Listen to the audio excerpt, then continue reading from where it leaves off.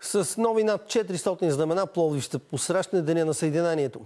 Три багрениците вече са монтирани на входно-изходните артерии на града. Традиционно те се шият от служителя на Общинското предприятие за хора с увреждания. Петя Матева е една от 5 жени, които всяка година шият знамената на България и на Пловдив.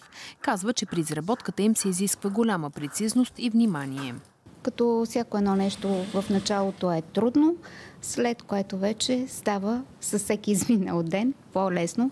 Традиционно знамената на Пловдив се подменят 2 пъти в годината – за 6 септември и за 3 март. Три багрениците трябва да отговарят на строги стандарти. Изработката на знамената започва 3 месеца преди празника. Използват се по-специфични платове и конци.